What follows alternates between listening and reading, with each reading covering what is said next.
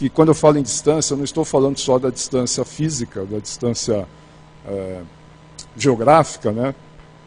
Mas também da distância temporal, que no caso nós não temos hoje, porque estamos numa atividade síncrona, mas possivelmente algumas pessoas que estão me assistindo agora, já passado algum tempo de quando foi realizada esta apresentação, vão estar me vendo já num tempo deslocado no tempo, com uma distância no tempo, em relação ao sincronismo que nós estamos tendo hoje com quem está me assistindo online e com quem está me assistindo aqui presencialmente, que me deixa muito honrado de vocês estarem aqui me prestigiando. Obrigado. Bom, então como eu vou falar, mas eu falei duas distâncias, né? Eu falei educação, eu falei em distância física, distância espacial, né? Distância temporal, mas existe uma outra distância, que é a distância transacional. Essa distância não é muito conhecida fora dos círculos dos estudiosos de educação e principalmente de tecnologia na educação, porque quem propôs esse conceito é o editor da revista Distance Education, Michael Moore. E ele propôs um artigo já clássico, né, esse conceito de distância transacional, que é aquela distância que explica por que determinadas atividades presenciais podem fazer com que o aluno se sinta mais distante do que outras atividades nas quais ele está online. Hoje em dia, esse conceito de presença e de distância é mais fluido do que o que nós estávamos habituados. Nossos alunos fazem trabalhos com seus colegas, muitas vezes via online, não cada um na sua casa, mas todos presentes lá no trabalho, interagindo, né? Às vezes eu pego meus filhos conversando com outras pessoas, penso que tem gente em casa, não, é que eles estão conversando online com a pessoa, mas trabalhando como se estivessem juntos mesmo. Então, assim, de vez em quando tem um silêncio, porque está lá cada um trabalhando, aí um comenta uma coisa e fala outra, e tal, como se estivesse um do lado do outro trabalhando normalmente, eles estão próximos do mesmo jeito, né? Por outro lado, às vezes na sala de aula presencial, nossos alunos não se sentem tão presentes, não se sentem tanta proximidade com seus colegas ou com os professores.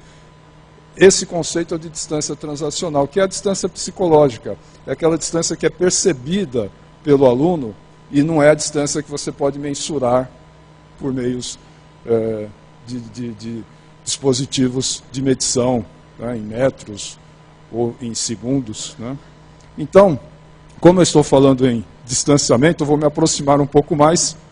Eu prefiro conversar com vocês um pouco mais próximo, tá? Então, assim, se bem que, como eu já disse, o que importa na distância não é a distância física, mas não custa nada a gente estar um pouco mais próximo. Muito bem. Eu falei que a gente tem três tipos de distância. Então, a distância física, a distância temporal, né, a distância espacial temporal, e temos também a distância transacional. Então vejam que avaliar distância numa atividade educacional é algo um pouco mais complexo do que simplesmente, como diz a lei, que é quando o professor se encontra remotamente posicionado em relação aos alunos, mas existem outras formas de distanciamento. Além disso, para a situação ficar um pouco mais complexa, a gente tem que lembrar que são três possíveis relações de distanciamento. A gente pode estar próximo do professor e distante do colega, ou próximo do conteúdo e distante do professor, ou próximo do professor e distante do conteúdo. E todas essas combinações são viáveis e são possíveis. Então não dá para você classificar qual deles a gente diz que é educação à distância. Na verdade, pelas minhas pesquisas, eu defini que existe, na verdade, uma gama, né, um contínuo, que vai do totalmente distante, quando nas três relações há distanciamento, e nos três tipos de distância, então é uma situação em que praticamente é inviável ter algum tipo de aprendizagem, né, tudo distante, até uma situação totalmente presente, com muita proximidade entre professor e aluno, entre professor e conteúdo, entre aluno e conteúdo, aluno e professor, e aluno e os demais alunos. Tudo isso tem que ser trabalhado no design instrucional, no design de uma atividade educacional. Como aproximar todos esses personagens e nas três dimensões de distanciamento. Como que a tecnologia entra nisso? Na verdade, a tecnologia sempre foi necessária para de alguma forma, intermediar a aprendizagem. Vygotsky já dizia isso, tá? O conceito de mídia na educação, ele já trabalhava muito, que dizia que não existe aprendizagem sem que haja algum tipo de dispositivo, de tecnologia que faça essa intermediação. Tá? E essa intermediação pode ser o quadro giz e a sala de aula, né? Mas podem ser outras mídias. Então, como que a mídia entra nessa questão da redução de distância? Vamos fazer aqui uma simbologia, uma analogia, supondo que eu tenho um aluno e eu tenho algumas barreiras para ele atingir os outros personagens aí numa atividade educacional. Por exemplo, tem um rio para ser transposto para chegar onde está a professora ou o professor. Ele tem aqui uma muralha entre ele e os demais alunos. Então, metaforicamente, ele tem também uma árvore do conhecimento com muitos conteúdos lá posicionados e ele tem que atingir esses conteúdos ou se apropriar desses conteúdos, né? Tem que se aproximar dos colegas, tem que se sentir mais próximo do professor. Bom, então, a gente sabe quando a barreira é física, fica fácil de entender o papel da tecnologia. No caso do rio, bom, a gente pode construir uma ponte, né? E precisa ver também, outra coisa importante, que a tecnologia tem que ser adequada ao obstáculo que ela vai transpor, né? A ponte para acessar conteúdos numa árvore talvez não seja a mais adequada tecnologia. Entre um muro, eu posso usar um telefone de lata, por exemplo, não precisa ser nem tecnologia sofisticada. Essa metáfora é para mostrar que eu posso ter tecnologia simples, analógica, para resolver determinadas distâncias, para reduzir distâncias. Eu posso usar uma simples escada para subir nessa árvore do conhecimento. Então, não existe só uma forma de se transpor os obstáculos. Existem várias tecnologias, várias mídias que permitem isso. Cabe ao design instrucional, ao educador, ao pedagogo, ao professor, ao coordenador, escolher as mídias adequadas para cada situação. Eu falei logo no início da abertura que eu não costumo mais separar presencial de virtual, de à distância. Eu gosto de pensar em todas essas tecnologias como mídias à disposição da atividade de aprendizagem. Então eu tenho a mídia sala de aula, eu tenho a mídia vídeo, a mídia chat online e redes sociais e por aí vai. Então, o ideal é eu poder misturar isso conforme a necessidade. Não de antemão já definir, bom, meu curso é presencial, então só posso usar sala de aula, não uso mais nada. Então uso como um apoio eventual lá, um site na internet para os alunos acessarem alguma coisa, mas não de uma forma integrada mesmo à atividade presencial. Já no Blended Learning, tudo é pensado de uma maneira integrada. Então, o que a gente tem os objetivos educacionais, a gente tem o contexto educacional, quais são as necessidades de aprendizagem, qual é o contexto cultural, sociocultural, onde vai se inserir essa aprendizagem, questões logísticas e várias outras devem ser colocadas, né? Porque, claro, se eu tivesse verba infinita para poder fazer meu projeto educacional, talvez eu não usasse tanta tecnologia digital, eu usaria mais tecnologia analógica. Para ensinar arte, eu levaria meus alunos uma excursão para Paris, ou para Firenze. Para estudar história, faria uma excursão para eles irem conhecer pirâmides do Egito, civilização antiga, etc. Então, a gente tem meios de motivar os alunos e de fazê-los aprender se a gente tiver verba suficiente para isso. Então, a gente tem que entender que não dá para dissociar a questão de custo também, né? A tecnologia entra para viabilizar aquilo que muitas vezes seria difícil de ser implementado e democraticamente distribuído para todo mundo, tá? Então, levando em consideração questões de logística, de custo, por exemplo, se eu tenho uma questão em que meus alunos estão espalhados pelo mundo, já faz-se necessário uma tecnologia online, não tem como escapar disso. Se meus alunos são todos da mesma região, é fácil reuni-los num local físico, por que não ter esses momentos presenciais? Mas eu preciso saber o que fazer com esses momentos presenciais, e não ter os momentos presenciais apenas por tê-los, e os alunos ficam nesse momento, não aproveitando o fato de estarem presencialmente juntos, com atividades de integração, etc. Eu já vi, por exemplo, cursos à distância, que hoje em dia já é mais comum, né, já se aprendeu, que ter pelo menos um encontro presencial dos alunos de um curso à distância aumenta em muito a interação entre eles depois. Tá? Cria-se uma sensação, um sentimento de comunidade, eles ficam mais próximos. Basta uma reunião para eles se conhecerem e daí para frente a coisa flui melhor online do que quando eles estão interagindo com desconhecidos que nunca viram, nunca se encontraram. Né? E aí, muitas vezes, esse encontro presencial, ele é usado para se falar um monte de coisas expositivas que poderiam ser apresentadas online para eles antes. Então, fala o diretor, fala o coordenador, fala o professor, apresenta um vídeo, né? Apresenta um vídeo sobre o projeto não sei o quê, tal. E os alunos mal interagem. A gente poderia aproveitar esse momento para fazer atividades de integração, né, e deixar o vídeo institucional e essas informações que podem ser passadas online para serem passadas online. Então a gente tem que saber aproveitar a mídia e o momento.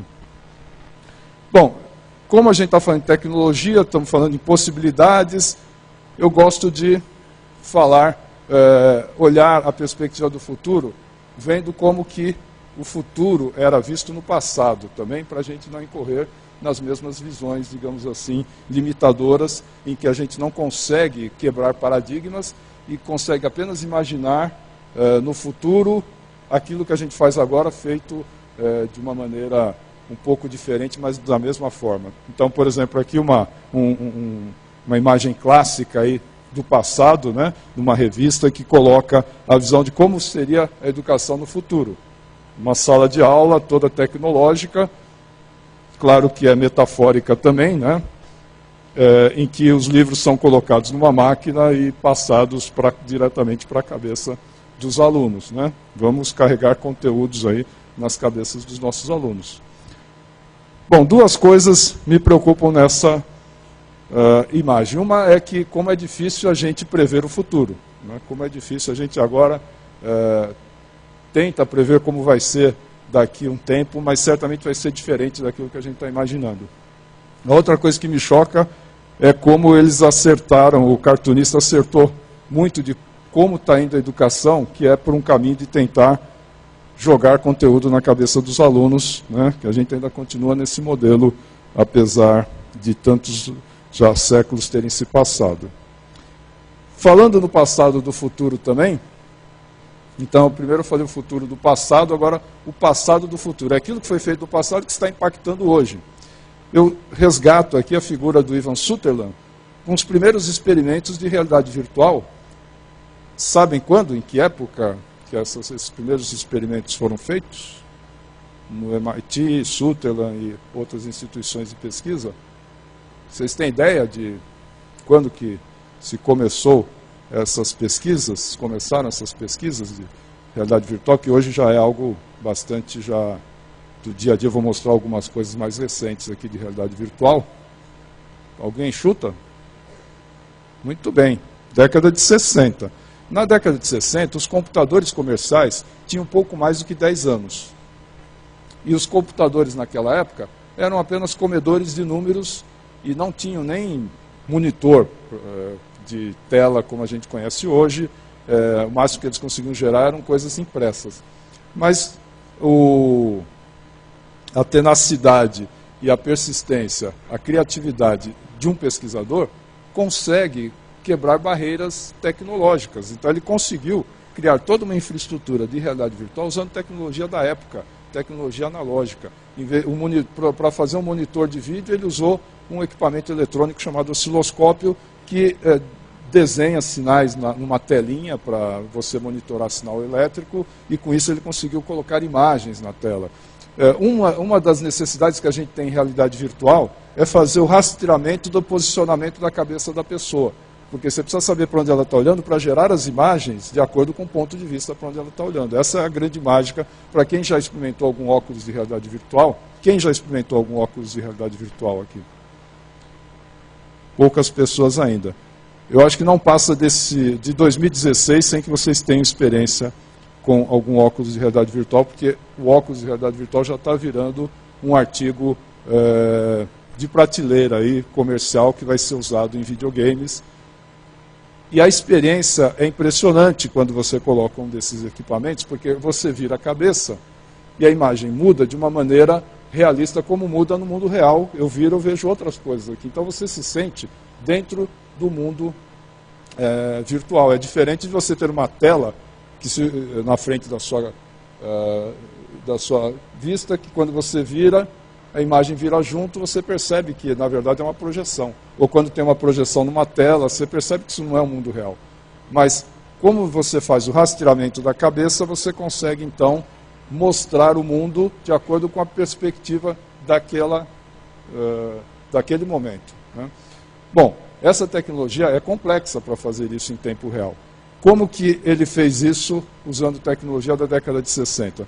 Simplesmente usando a criatividade, com uma tecnologia mecânica mesmo.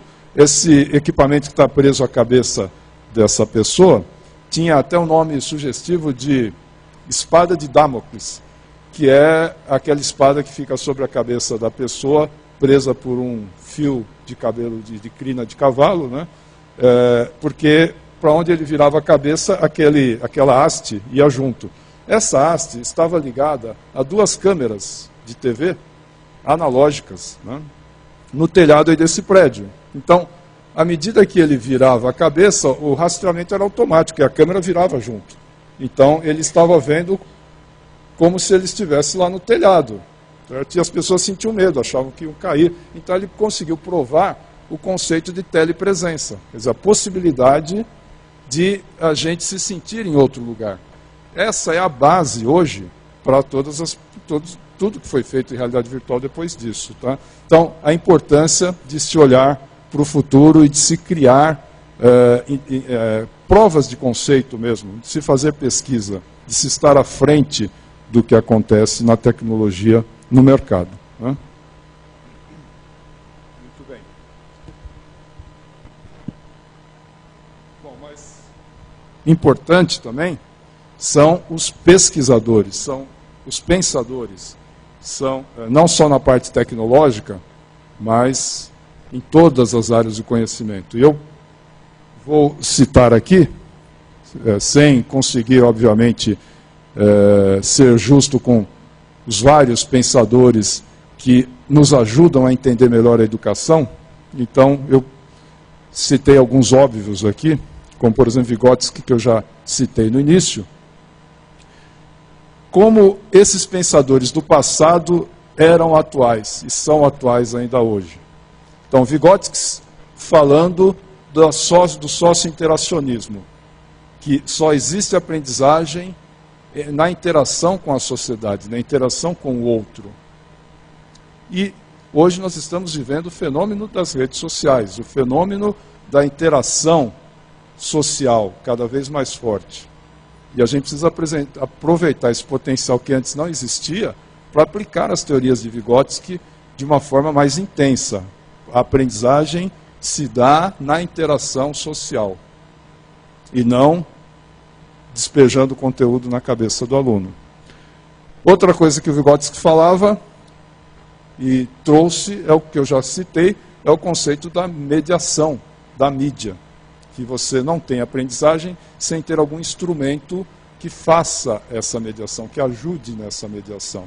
E esse instrumento pode ser o GIS, mas pode ser outras tecnologias. E é importante que a gente entenda que o que funciona bem numa época, num contexto, pode não funcionar em outro. Para ser eficaz, a mídia a ser usada tem que ser bem aceita e tem que ter fluência, tem que ter uma linguagem, porque a mídia está muito associada à linguagem. Já vou explicar melhor o conceito de mídia, mas mídia não se dissocia da linguagem. Então ela tem que ter uma linguagem que seja compreendida, que seja aceita, que seja socialmente aceita também. Então as mídias mudam, mas esse conceito de mediação, de uso de um instrumento como forma de se interagir fazer a interação social, ela é essencial, já dizia Vygotsky já há muito tempo. Piaget, não tem nem o que falar, né? Até hoje a gente trabalha com muitos dos conceitos que ele trouxe de construtivismo e outros. E o bacana é que ele já deixou frutos na forma dos seus seguidores, né? Então, um seguidor dele foi o Papert, que criou o conceito de... enquanto o Piaget fala do construtivismo, ele foi um pouco além e começou a trabalhar o construcionismo. Ou seja, o construcionismo é o uso de aprendizagem ativa, de construção de artefatos para a aprendizagem. Então, os alunos aprendem fazendo.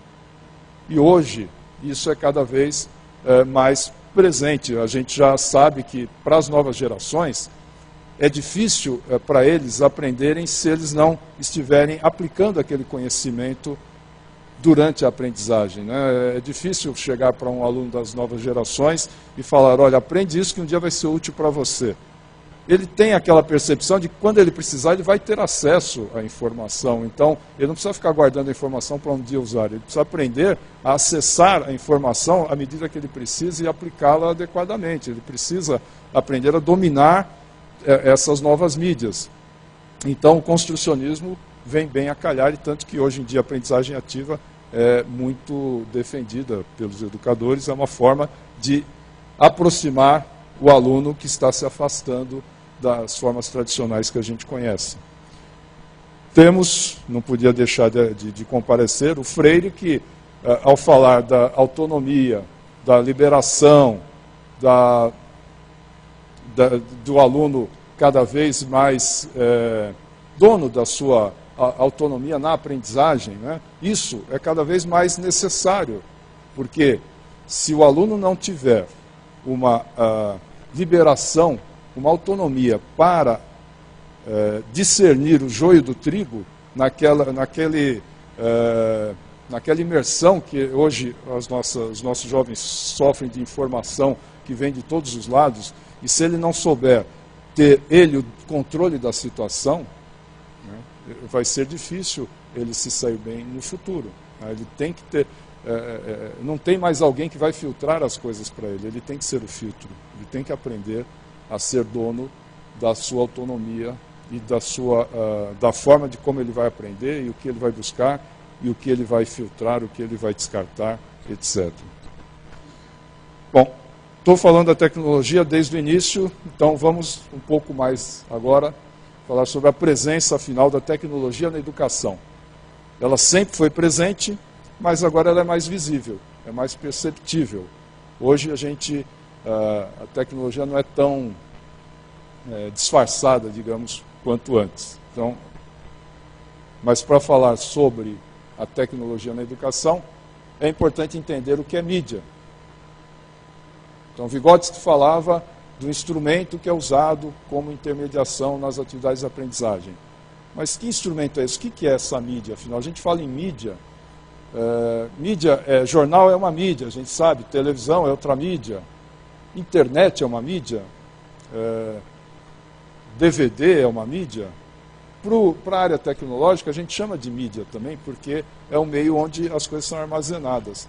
Mas mídia, no sentido mais importante para a educação, é a mídia de comunicação social, é a mídia que envolve linguagem, envolve uma tecnologia, mas também tem uma linguagem e tem as formas de acesso a essa linguagem. Então, o conjunto dessas três características é que vão definir e vão diferenciar uma mídia de outra.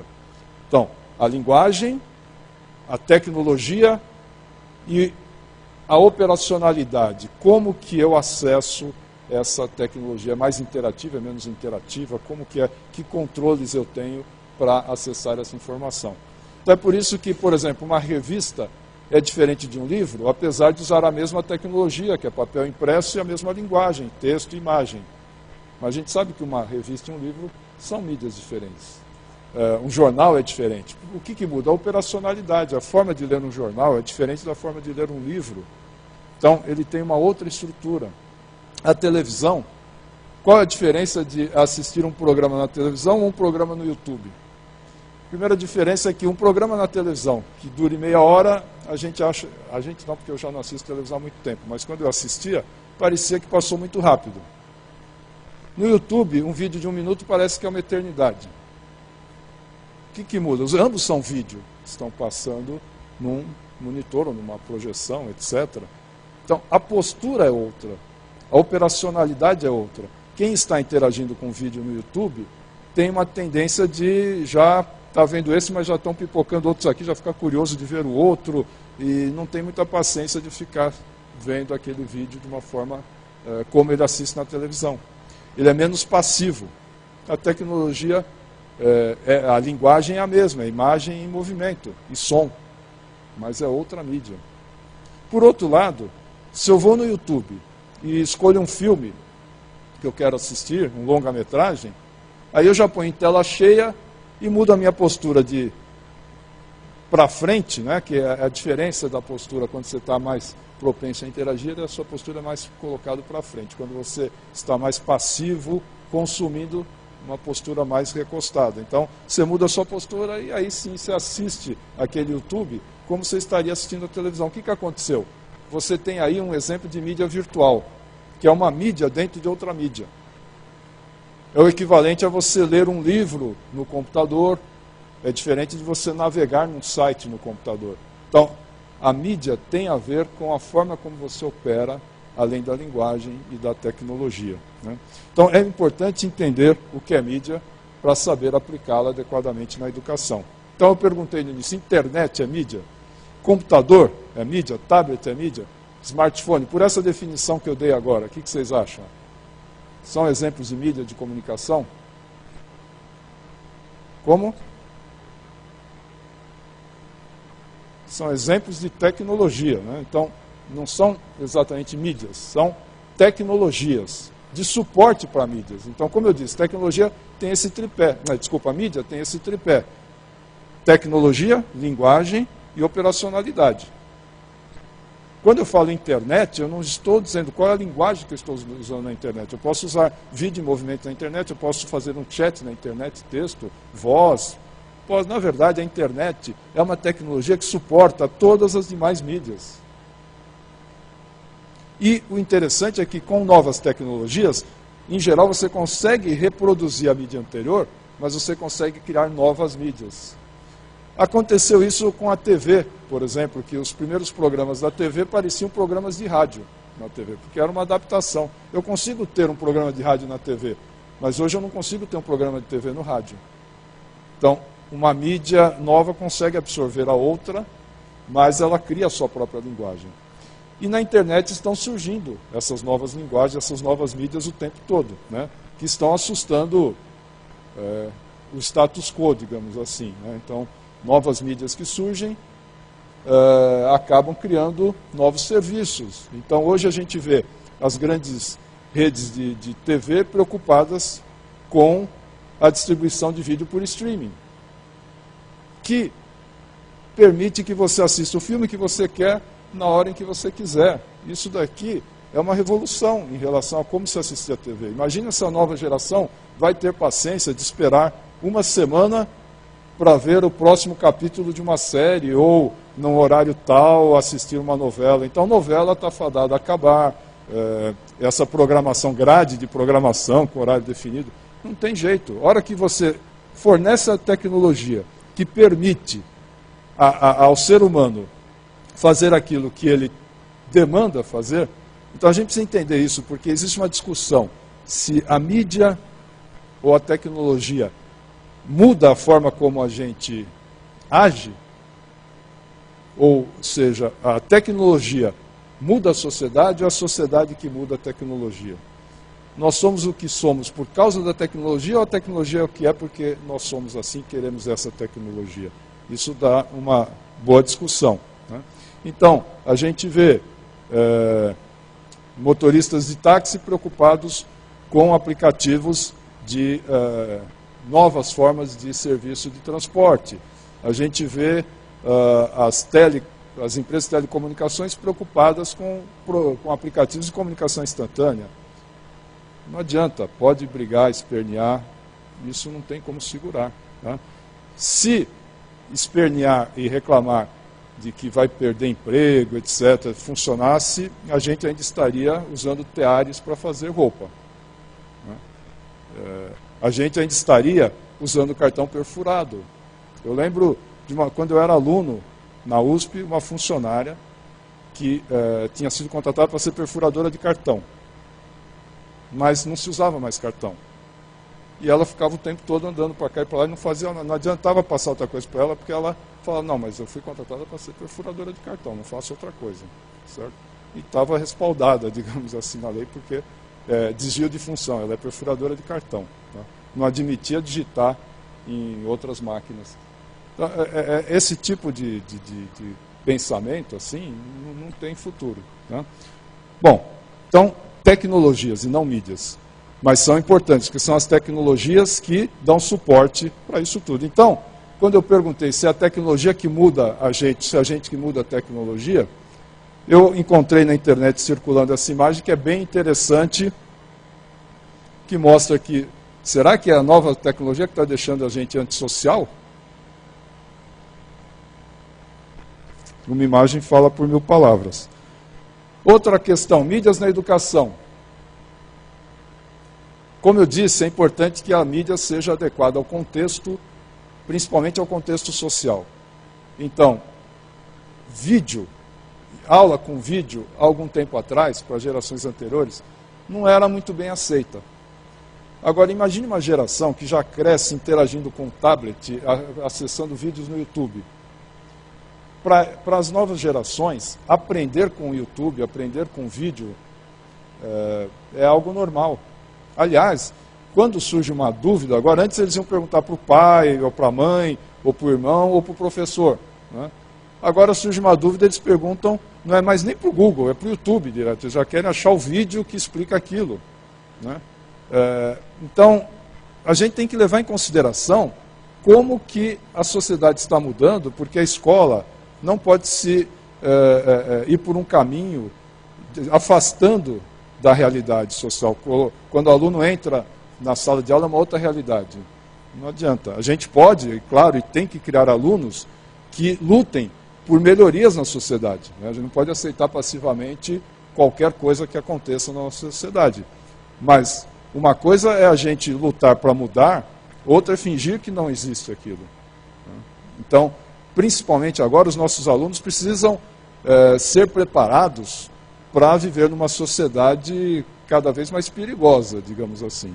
Se a gente cria o aluno num mundo isolado dessa outra realidade, ele não vai saber se virar quando tiver que enfrentar isso, e aí vai ser muito pior. Né? Então, não deixa o aluno acessar a internet, porque tem muita coisa ruim na internet, não deixa ele acessar isso, não deixa...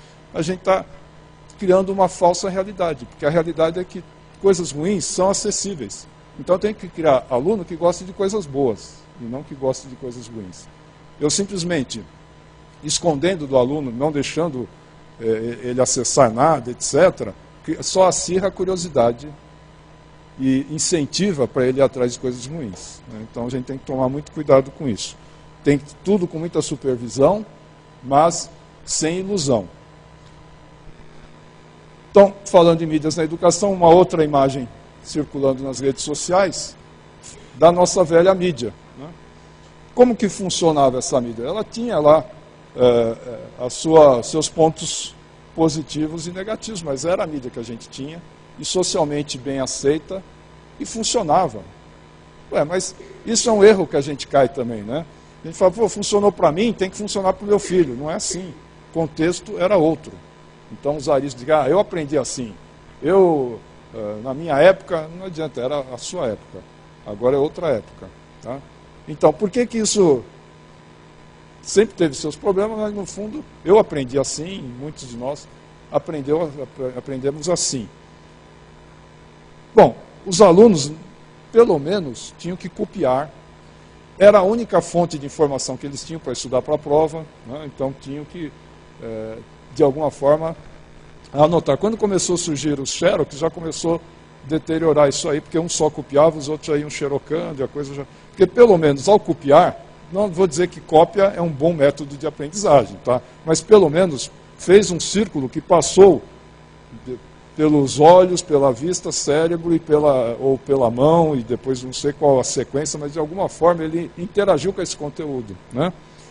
Bom, por que a gente não pode simplesmente ligar o piloto automático e manter o mesmo método mudando a mídia? Porque quando muda a mídia, a gente tem que ver qual é o objetivo do método, qual é a estratégia, e não a tática que é usada. Então, a gente mantendo a mesma tática, com uma mídia diferente, pode ser que a estratégia já não dê certo. Como agora, por exemplo. Então, copiar conteúdo ainda fazia algum sentido. Talvez não faça mais usar esse mesmo método de pôr na lousa e falar para o aluno copiar. Tá? Ele vai copiar dessa forma.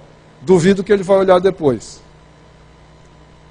Talvez ele ache que ficando no bolso tenha alguma, por osmose, de alguma forma, aquilo vá ser absorvido. Tá? Então não adianta mais trabalhar com essa forma de colocar na lousa e pedir para o aluno copiar. Tá? Estamos numa outra realidade. A gente tem que voltar a repensar como é que eu faço o conhecimento ser trabalhado pelo aluno. Então, como agora a informação é fácil de ser acessada, a sala de aula não é mais a fonte principal da informação, a sala de aula tem que ser a fonte principal da discussão da informação, de trabalhar aquilo que sozinho talvez não seja fácil para ele discutir consigo mesmo, quer dizer, ter outras atividades feitas em sala de aula, porque fazer esse tipo de cópia, ele pode fazer fora da sala de aula. Bom, falei então no que é mídia, né? Estão conceituando as coisas, que eu não gosto de discutir um assunto sem que fique bem claro o conceito que eu estou discutindo. Então, discutimos o conceito de mídia, agora, como eu anunciei no início, o que é o virtual. Né? Aparentemente, a gente sabe, virtual eu sei o que é. Né? Talvez seja difícil de eu explicar, mas eu sei, se você me disser, eu vou dizer, isso é virtual, isso não é virtual. Né? Por exemplo, uma definição, alguém tem alguma definição do que é virtual? Quer arriscar? Um exemplo? Bom, uma coisa que quando eu pergunto para os meus alunos, eles costumam colocar, não, virtual é aquilo que você não consegue tocar, você não consegue pegar. Tá certo isso? Vocês concordam? Bom, aí eu dou um contra-exemplo. A luz você não consegue pegar. A luz é virtual ou é real? Pelo preço que a gente paga, é bem real. Então, não é virtual a luz. Bom, então, essa é a definição de aquilo que você não consegue pegar, não sei se funciona, porque existem coisas reais que você não consegue pegar. Né? Nem deve, falar a verdade. Então, outra definição, é o que o computador gera. Aí já fica melhor, né? Concordam com essa definição? Se é gerado pelo computador, só pode ser virtual. Certo ou errado? Certo. Se eu pego uma impressora 3D e gero um objeto por meio do computador, ele vai gerar um objeto. Ele é virtual. E você consegue tocar também e segurar. Então é difícil, se a gente começar a pensar, o que é afinal virtual? Alguém tem algum outro exemplo para eu tentar desconstruir? Do que é virtual? Um exemplo. Não? Então a gente precisa ir na essência. A gente tem uma noção do que é virtual. Já sei, vou dar mais uma definição que costuma ser dada. Aquilo que está na tela do computador é virtual, certo? Se está na tela não pode ser real, é virtual. Aquilo é real ou é virtual? Está sendo projetado. Aquilo é virtual, né? Agora, sem que vocês percebessem, eu mudasse aquela tela por uma tela de pintura mesmo, e aquilo fosse pintado, estivesse colado na parede, exatamente com a mesma imagem, com spot refletindo para dar essa luminosidade, e aparecer que fosse tela de computador, mas ia ser uma pintura, um desenho, um pôster. Aí é real ou é virtual? Se fosse um pôster, o pôster seria virtual? Como que é?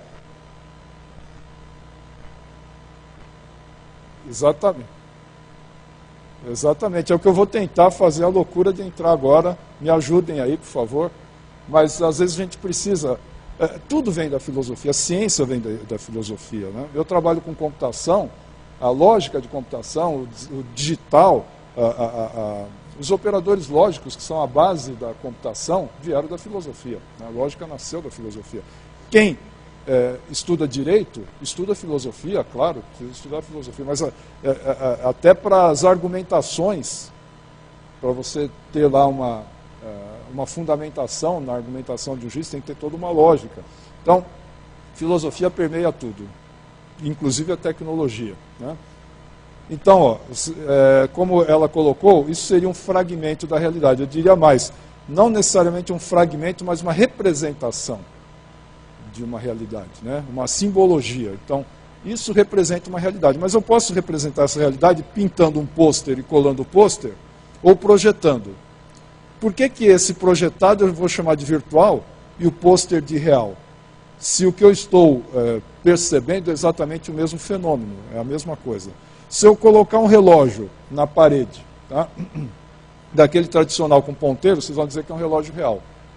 Agora, se eu coloco um relógio na tela do computador, aí é virtual.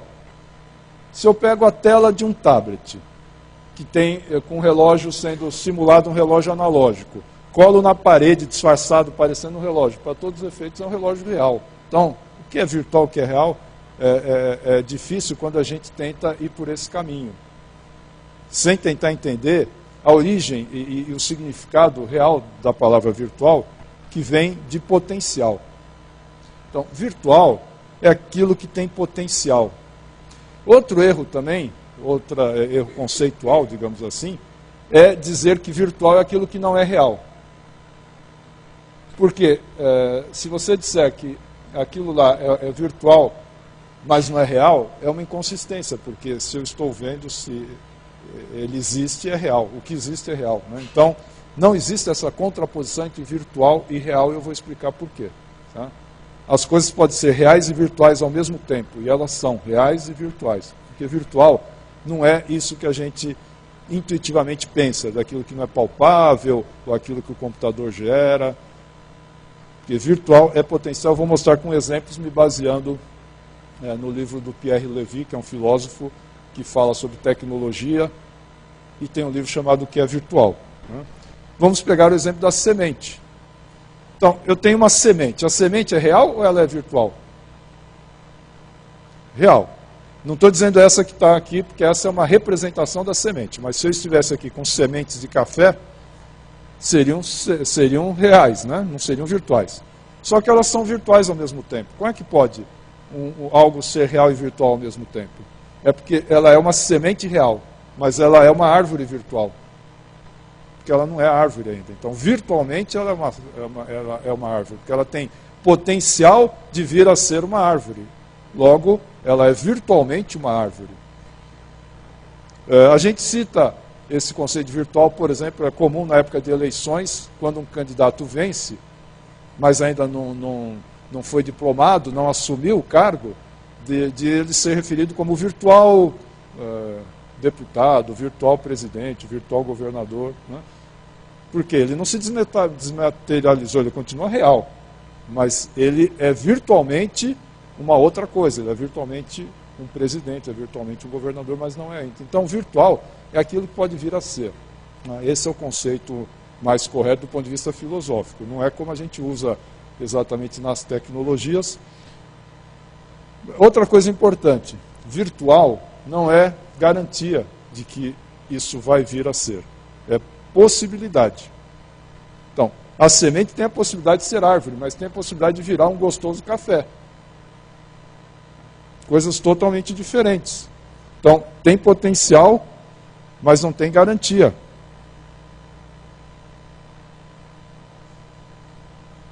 Então, ficou um pouco mais claro o conceito de virtual?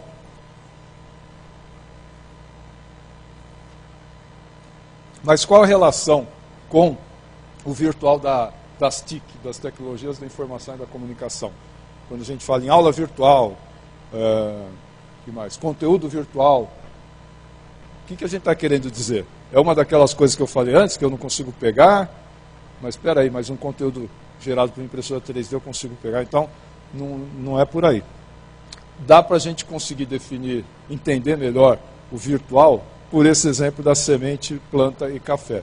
Então a gente fala que uma semente ela pode ser atualizada, e esse atualizar é um termo da filosofia que mostra como que algo sai de um estado e chega num outro que ele tem potencial de ser. E aí ele é atualizado como um café, como uma bebida. Mas ela pode ser plantada, pode ser semeada, regada, etc., e virar uma planta.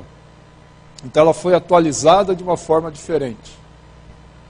Então o atual é que se contrapõe ao virtual. Não é o real que se contrapõe ao virtual, porque tudo é real. O café é real, a bebida, a planta é real, a semente é real. Mas esse café é o atual de um outro virtual que foi a semente antes de virar café. E essa planta é o atual da semente. Então, fazendo analogia, vamos pensar no digital. Eu tenho um arquivo. Esse arquivo descreve uma imagem. Então, esse arquivo, em potencial, é uma imagem. Mas não é a imagem ainda. Ele pode vir a ser uma imagem ou pode ficar bits o tempo todo e nunca virar uma imagem. Certo? Então, ele tem potencial de ser uma imagem. Logo, o arquivo que descreve a imagem é corretamente uma imagem virtual. Está claro? Então, o arquivo da imagem, o arquivo do áudio é o som virtual, não é som ainda. Agora, quando eu toco, eu pego aquele MP3 e ponho para tocar, o som fica real, aquele som não é virtual. É um som tão real quanto se eu estivesse tocando com instrumento.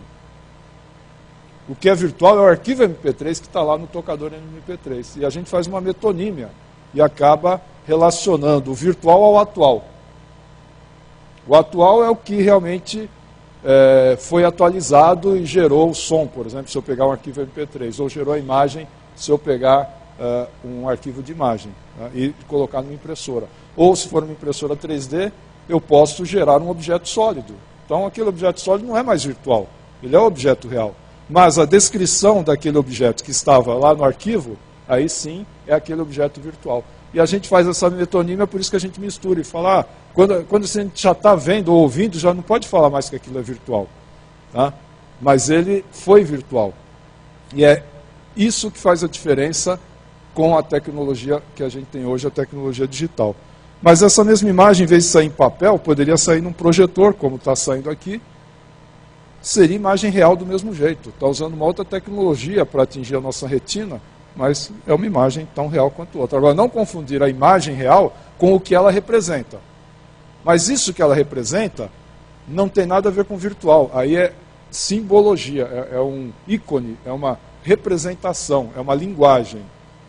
Nunca essa imagem vai virar aquilo que ela representa. Ela não tem potencial para virar aquilo que ela representa. Ela é apenas uma representação. Então, não confundir representação com virtualidade. O que representa algo é um ícone, é um índice, é uma representação, uma simbologia, uma linguagem, nunca vai ser aquele real. Já o que é virtual, ele tem potencial para se transformar em algo real, que é aquilo que eu posso chamar de virtual. Então, eu posso olhar para o arquivo e falar, esse arquivo é uma imagem virtual, ou esse arquivo MP3 é um som virtual.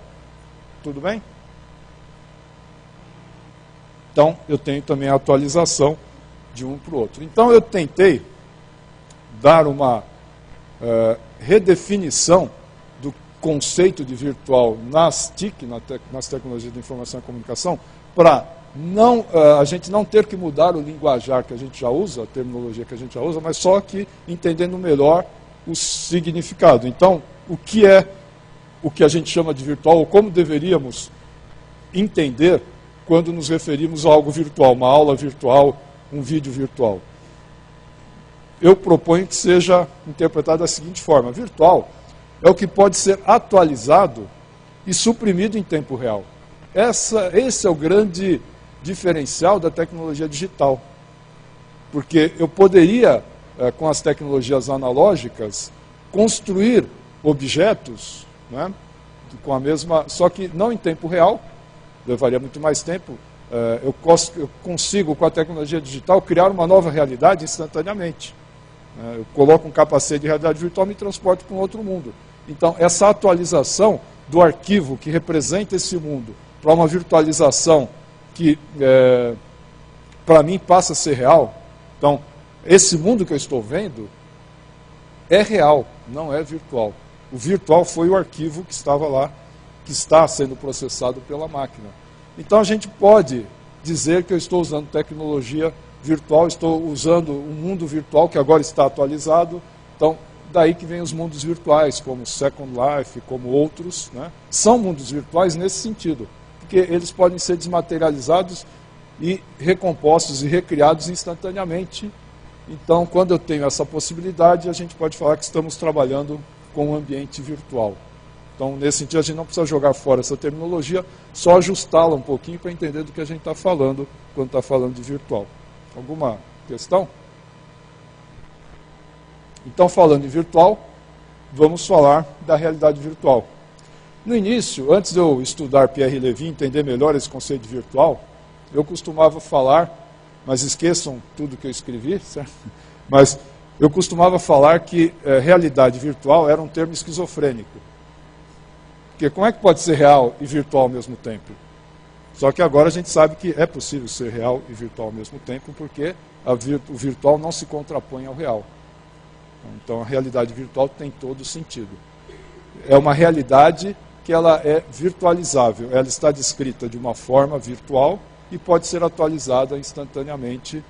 Esse é o grande feito da realidade virtual. Eu estava até conversando com o professor Dutra aqui na entrada, né, sobre...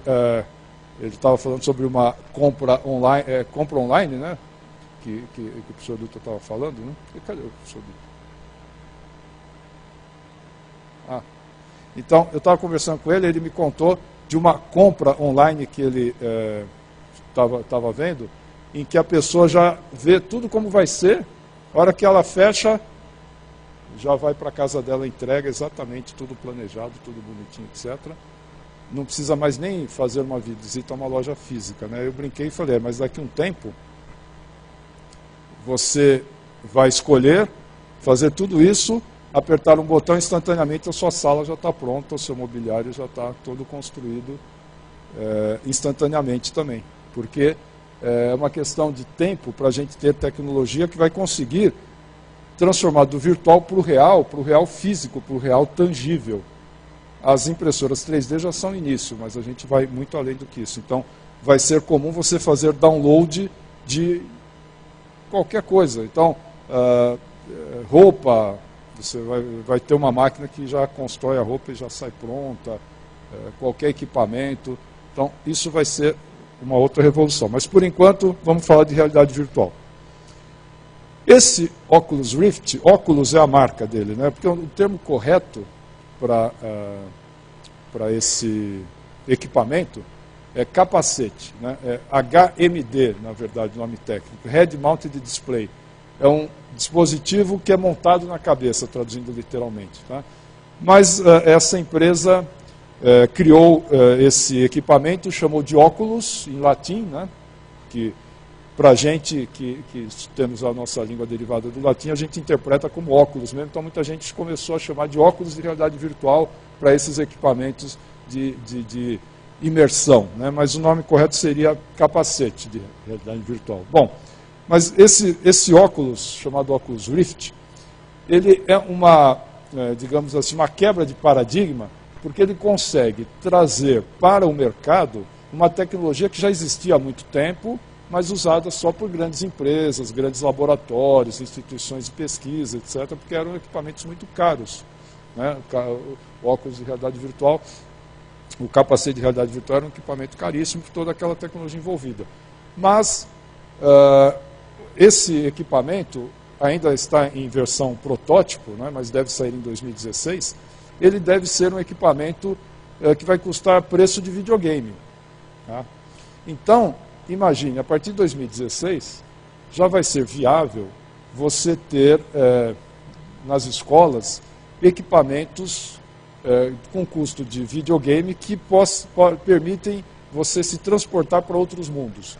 Então, não significa que todas as aulas precisam ser com realidade virtual, né? Porque uma das características para melhorar a motivação do aluno é você variar as mídias, inclusive uma das coisas que se recomenda é mudar os ambientes, também não ser sempre a mesma sala do mesmo jeito, dependendo da atividade, o ambiente é outro, a sala de aula tem que ser mais mutável, tal.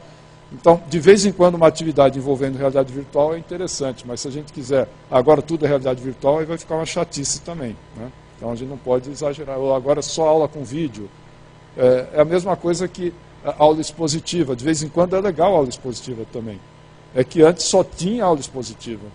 Então o erro está em, não, agora não é mais aula expositiva, toda aula vai ser vídeo, toda aula vai ser realidade virtual, toda aula vai ser... Aí também não dá, tá? Tem que variar. Mas eu estou mostrando esse equipamento porque a minha proposta é falar sobre possibilidades. Então, a possibilidade da realidade virtual é algo concreto e que a gente pode começar a pensar, né? Uma coisa interessante em relação ao Oculus Rift, né, que tem a ver com tecnologia também, muito a ver com as novas tecnologias. Até um tempo atrás, quando alguém tinha uma boa ideia, e isso recentemente circulou, não sei se é verdade, mas a história é interessante, circulou sobre um funcionário da Kodak que em 1975, bom, se alguém souber que isso é incorreto, me corrija, tá? Estou contando a história como está circulando e a gente sempre tem que questionar. Eu não tive tempo de ir atrás de ver a fonte se isso é verdade ou não, mas daria uma boa história.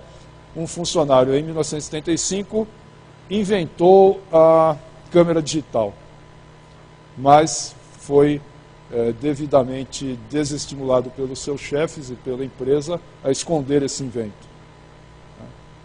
Então, até algum tempo atrás, não adiantava você inventar as coisas se isso não fosse de interesse das grandes corporações, porque eram as grandes corporações que tinham como desenvolver e viabilizar essas invenções. Hoje, graças à tecnologia, existe uma coisa chamada crowdfunding. Então, crowdfunding permite que qualquer pessoa, qualquer um aqui que tenha uma boa ideia, possa viabilizar, se ela realmente for uma boa ideia, pode viabilizar sem depender de uma grande corporação acreditar em você ou não achar que isso vai ser uma ameaça para o negócio dela, né, para poder investir. Você simplesmente vai ter que vender essa ideia, colocar num site de crowdfunding, num ambiente de crowdfunding, que é o investimento coletivo, financiamento coletivo, né? E aí as pessoas que vão gostar vão financiar o seu projeto. Então, esse jovem que criou o Oculus Rift não foi atrás de grandes corporações para vender a ideia. Ele colocou a ideia num sistema de crowdfunding, conseguiu levantar a verba que ele queria para criar o seu protótipo. Não se passaram 2 anos, quem que comprou essa empresa? Vocês sabem? Facebook. Então,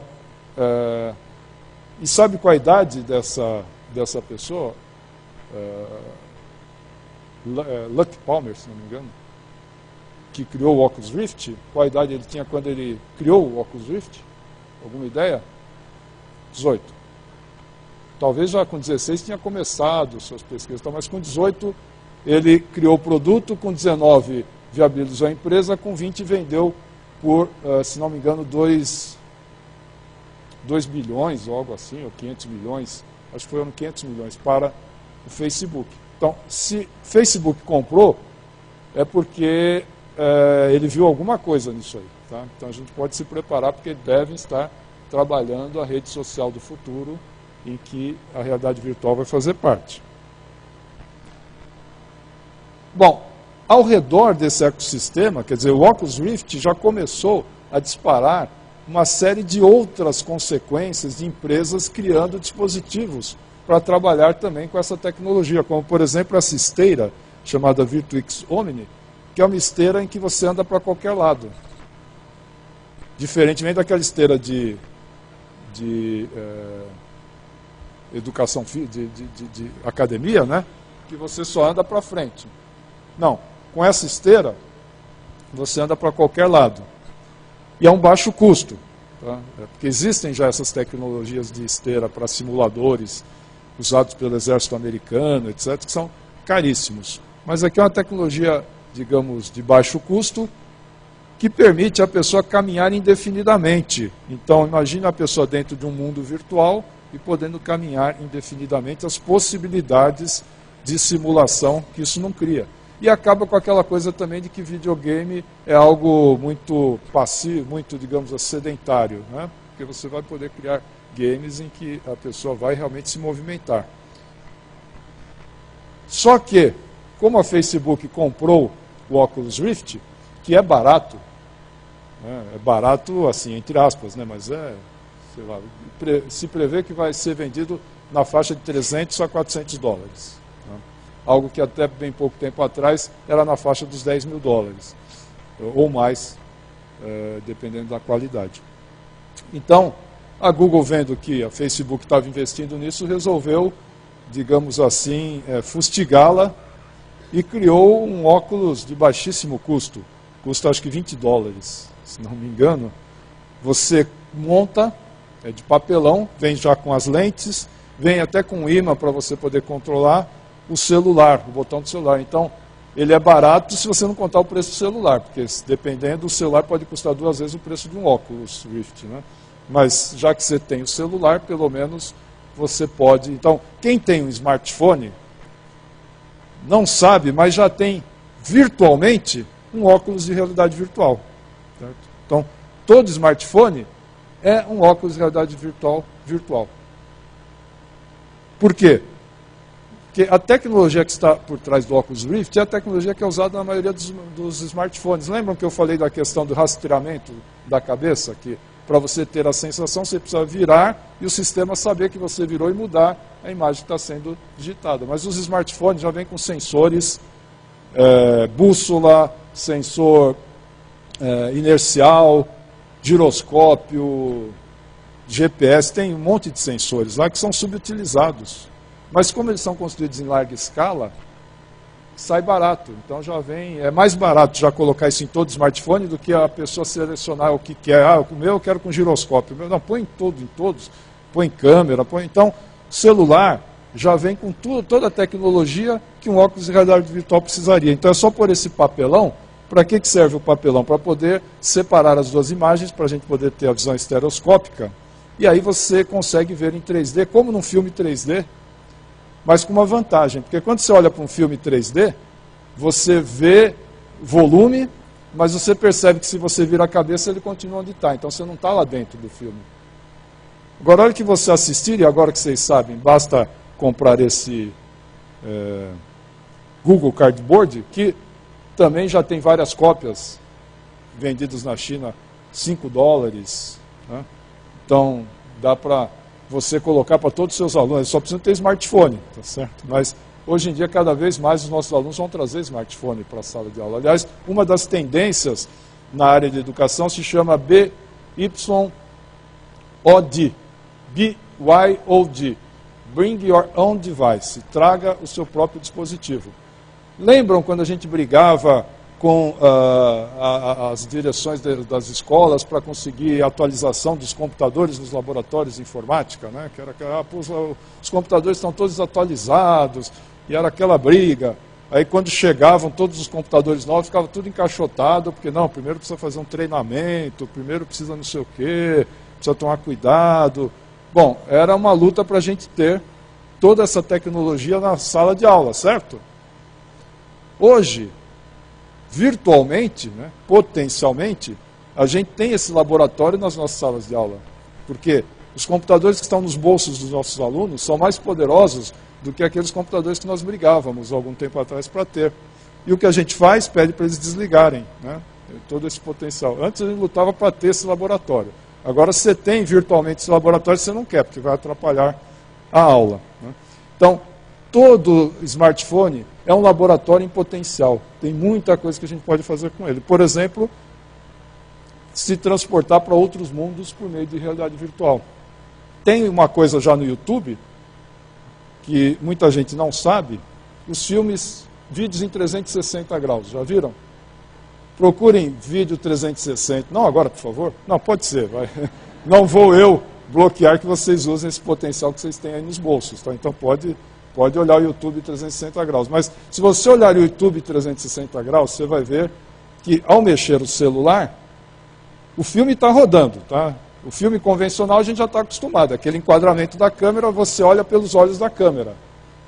Agora não, você consegue filmar usando uma câmera especial que filma panoramicamente, ela filma em 360 graus, esfericamente, para cima, para baixo, para todos os lados. E gera ainda um filme estereoscópico, com as duas visões. E isso já é disponível no YouTube. Aí você vai olhar, então imagine o vídeo, tem um vídeo lá de um passeio de lancha. Se fosse um vídeo normal, você ia ter que passivamente assistir o vídeo conforme a câmera foi posicionada. Agora não, você pega esse vídeo 360, você senta nessa lancha e aí, enquanto a lancha está andando, você vai olhando para o céu, se está estrelado, para trás, o que tinha atrás, que é muito mais interessante, mais interativo, você estar dentro do vídeo.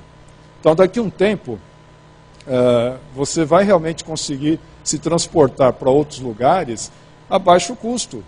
Vai ter por exemplo, vamos fazer uma atividade entre duas escolas, uma daqui e uma outra escola de um outro país, os alunos com os óculos deles lá, com os celulares deles lá, os nossos celulares aqui, com sensores, os alunos de lá conseguindo ver com os olhos do aluno de cá a realidade dele, passeando pelos lugares turísticos, etc., e se sentindo dentro, como se lá estivesse em 3D. Né? Então, nesse vídeo 360, mesmo sem esse cardboard, você já consegue, você faz assim com o celular e vai mudando o vídeo. Então, você olha com o celular para cima, você vê o céu e a lancha andando, o vídeo rodando. Você olha para cá, você vê o mar, se tem peixe, etc. Mas ainda não é tão legal a sensação porque você está virando com a mão. A hora que você coloca isso na cabeça, ponto, porque aí você vira com a cabeça como se você realmente lá estivesse e a sensação é impressionante você estar dentro do vídeo. Então, esse vai ser o vídeo do futuro, realmente o cinema do futuro. Ninguém mais vai aceitar os vídeos que a gente está acostumado a ver agora. Né? Então, prepare-se, porque se agora a gente precisa de muito espaço em disco para guardar nossos vídeos, vai precisar de muito mais espaço. Ou não, né? Porque pode ficar tudo no YouTube. E aí outros dispositivos que vão saindo, como por exemplo o Mile, né? Que é um dispositivo, vou rodar aqui. We started off with these two arms floating in space, dá para baixar o som? Exactly the same spot. You'd look down and então, felt completely detached from your own experience. Deixa eu ver se eu baixo por aqui. Já foi. O Mil é outro exemplo de startup, que nasceu com crowdfunding. O que esse empreendedor fez? Ele viu que os sensores que existiam, sensor de movimento, como o Kinetic e vários outros que tem para videogame, tinham um problema porque eles ficavam numa posição e você tinha que ficar de frente para esses sensores. Se você começa a se movimentar, o sensor fica lá e para de ter a sensibilidade. Quando você está usando um capacete, você não vê para onde você pode olhar para qualquer lado. E os sensores, como é que ficam? Então, ele criou esse sensor que é um bracelete. Criatividade, crowdfunding, conseguiu criar uma coisa nova.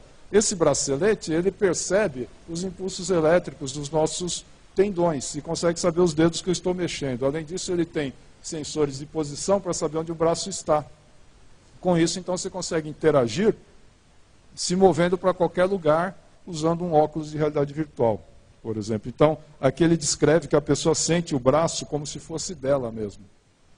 Eu fiz uma experiência muito interessante usando óculos de troca de corpos.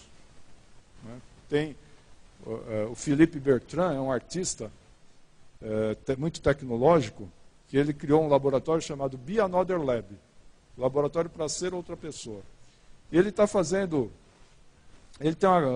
já fez exposições internacionais, viaja pelo mundo todo mostrando esses experimentos, e agora ele está fazendo aqui no Brasil ações sociais, usando Google Cardboard, né, usando esse cardboard, para fazer com que as crianças consigam vivenciar a vida de outras pessoas. Quer dizer, porque ficou comprovado que quando uma pessoa se sente no corpo de outra, a empatia aumenta e também aumenta a proximidade, ela se sente mais próxima, né, depois de se sentir no corpo do outro. Ele já fez experimentos que mostraram que pessoas que têm, por exemplo, preconceito de raça, quando fazem experimentos de troca de corpo com pessoas da raça com as quais ele dizia que não tinha, mas pelos testes feitos, dá para se perceber, testes psicológicos, que na verdade existia latente lá um preconceito, esses mesmos testes feitos depois mostraram a redução nesse preconceito depois dessa experiência de troca de corpos. E é impressionante, porque você se vê no corpo da outra pessoa. Tá? E aí ele faz algumas ações de toque, você vê a mão dele tocando a mão da outra pessoa, mas você sente que ao mesmo tempo ele toca a sua. Então você acha que está sentindo realmente no corpo da outra pessoa. Então são infinitas as possibilidades de experimentos que envolvem aprendizagem usando essa tecnologia. Outro exemplo de realidade virtual é a questão da sensação tátil, né, que é importante você ter retorno de força para determinados tipos de treinamento que você vai fazer. Então, o VMET, que quem está sendo mostrado é o meu orientando de doutorado, que defendeu há pouco tempo, chamado Kleber Correia, co-orientado pela professora Fátima Nunes, da USP-EASH, né? E a pesquisa dele foi justamente introduzir a questão áptica no treinamento odontológico, por exemplo, no treinamento de anestesia do nervo alveolar inferior. A gente fez isso em colaboração com a USP de Bauru, Faculdade de Odontologia de Bauru, e o diferencial é você poder fazer com que o aluno treine usando um dispositivo totalmente virtual, sem precisar treinar em animais ou em objetos que não são tão perfeitos, e também, eventualmente, entre si, né? Em alguns treinos, um colega treina no outro. Então, quanto mais a gente puder simular e melhorar a destreza do aluno antes dele começar a fazer esses procedimentos em pessoas de verdade, melhor ainda, né?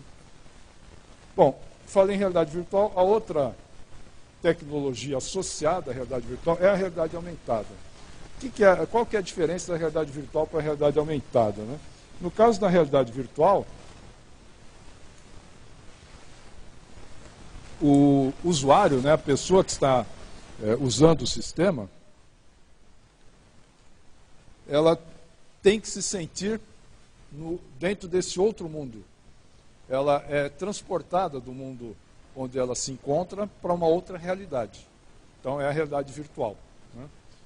Já na realidade aumentada,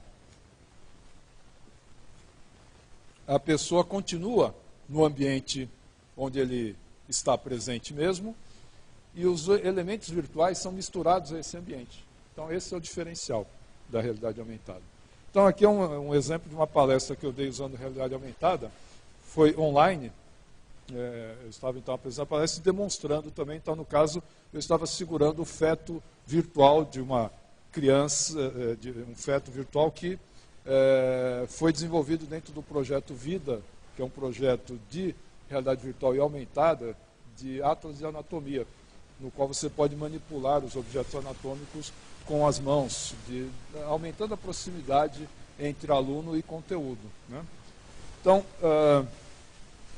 aqui, por exemplo, não é o caso, tá? Eu estava num computador, o tablet é só representativo, mas hoje em dia, dentro desse laboratório que todo mundo carrega virtual no bolso e nem sabe, uma outra coisa que vocês têm no bolso é um laboratório de realidade aumentada, né? Além de ter um óculos, vocês têm também muitos aplicativos gratuitos que permitem você ter essa experiência de realidade aumentada. O conceito de realidade aumentada é essa mistura de elementos virtualizáveis, que vêm do virtual e são misturados ao mundo real, né? Mas existem várias formas de se obter esse fenômeno. Uma é usando o próprio óculos. Então, você pode pegar um óculos de realidade virtual, acoplar uma câmera, essa câmera pega o mundo real e você mistura com elementos virtuais e mostra para a pessoa, ela continua vendo o mundo real, só que misturado. Mas ela está vendo o mundo através de uma câmera. Uma outra forma é por meio, por exemplo, de um tablet. Os tablets têm câmeras, todos eles, celulares também, smartphones, e aí você usando esse aplicativo, você olha o mundo por essa janela mágica, e aí você vê esse mundo com elementos virtuais misturados. Então, pois não. Sim, exatamente. Isso. O mundo, o globo terrestre, a moça do tempo. Holográfica, exatamente. Então, isso daí é realidade aumentada, porque para ser realidade aumentada, tem que ser possível de você interagir com esses elementos virtuais. Essa é uma condição. Outra condição é que eles sejam registrados com o mundo real. Isso, assim, não pode ser uma coisa que não tem... Como é o caso quando eu projeto alguma coisa no ar, é uma projeção que não está relacionada diretamente com o resto do ambiente. Mas se você projeta em cima de uma mesa um objeto de realidade virtual e você puxa a mesa, ele tem que andar junto com a mesa como se fosse um vaso que você colocou em cima daquela mesa. Ele faz parte do mundo, ele tem que se misturar ao mundo real. Então aí vira realidade aumentada. Hoje, nos cenários de televisão, em teatro, se usa muito isso, né? Em algumas demonstrações artísticas, inclusive pintando o prédio com luz e mudando a realidade do prédio. Então, a realidade aumentada pode ser obtida de várias formas, com projeção sobre o ambiente também é uma forma. Mas a mais barata que tem é usando o próprio smartphone. Tá? Então, um software entre vários que me vem à mente agora, quem quiser depois pode baixar, chama Aurasma. Aurasma. Como escreve? Fala como escreve. Aura de aura, né? E asma de fantasma. Aurasma. O Aurasma é um entre tantos. Se você procurar realidade virtual, ou em inglês, seria Augmented Reality, você vai encontrar várias aplicações. Um jeito fácil de você achar vários aplicativos desses é entrar em romerotori.org. Romerotori.org é onde eu coloco o meu blog. Né? E eu já fiz vários blogs sobre realidade aumentada e realidade virtual. Quem tiver interesse em conhecer mais sobre realidade virtual e realidade aumentada, entre em romerotori.org e coloca lá na busca realidade aumentada ou realidade virtual. Vão aparecer vários posts lá, inclusive mostrando esses aplicativos que eu falei para celular, para smartphone, que vocês podem amanhã já estar usando com seus alunos, tá? Porque pelo menos um aluno na sala vai ter um smartphone que vai poder colocar e mostrar para os outros, e é uma motivação porque eles vão ser autônomos para desenvolverem as aplicações, eles mesmos vão desenvolver conteúdos, é diferente do professor já dar pronto. Então o professor não precisa nem se preocupar em dominar a ferramenta. Faz parte da diversão o aluno aprender e vir contar para o professor e contar para os seus colegas o que ele aprendeu, e não precisa o professor dominar tudo, não. Ele tem que saber administrar tudo isso daí. Esse exemplo, depois eu disponibilizo no meu blog o vídeo, deu um probleminha no vídeo agora para rodar, mas eu vou contar o que é. É um professor da Universidade de Michigan que fez um experimento com o Google Glass, que por enquanto ele está na geladeira. Tá? O Google Glass é um óculos que esse acho que vocês ouviram falar bastante, né? Que ele permite projeção de uma tela de computador nos óculos normais. Então você está vendo o mundo real, é meio que uma realidade aumentada, mas nem tudo que eu faço com o Google Glass é realidade aumentada, porque só projetar informação no ar não é realidade aumentada, tem que haver uma mistura com o mundo real registrado ao mundo real. Mas isso daqui mostra como, já antes do Google Glass virar um produto e antes dele ir para a geladeira, a Google disse que fez uma retirada estratégica para repensar as aplicações, porque é complicado você lançar um novo equipamento se você não lançar junto uma aplicação que a gente chama de Killer Application, que é aquela aplicação que realmente todo mundo vai querer, e aí fica, porque senão você queima o produto se ele não tem uma aplicação que realmente faça a diferença, que é o que eles estão procurando ainda para o Google Glass. Mas esse exemplo já mostra uma aplicação bem bacana. Esse professor, ele é professor de física, e ele queria mostrar para os alunos um acelerador de partícula de um laboratório que tem na Suíça, o CERN, na Suíça, né, que é assim, a meca dos físicos, pelo que eu sei. Né, e, então é super motivante para os alunos de física dele poderem visitar esse laboratório. Só que os alunos estão em Michigan, o laboratório fica na Suíça, como eu falei, nem nos Estados Unidos eles têm verba infinita, não dá para levar a excursão dos alunos para visitarem o CERN, seria o ótimo, seria o ideal para eles se motivarem. Então, o que ele fez? Ele foi até esse laboratório e ele fez um passeio ao longo desse acelerador, que é um acelerador enorme, passa embaixo da cidade, né, usando uma bicicleta. Então ele foi lá, entrevistou os pesquisadores, conversou, mostrou tudo, mas enquanto isso ele estava usando óculos. Esses óculos têm uma câmera.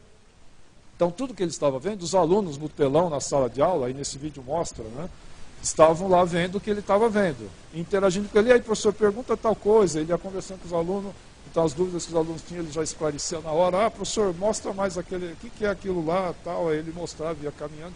Então, ele transportou os alunos lá para o laboratório, em tempo real.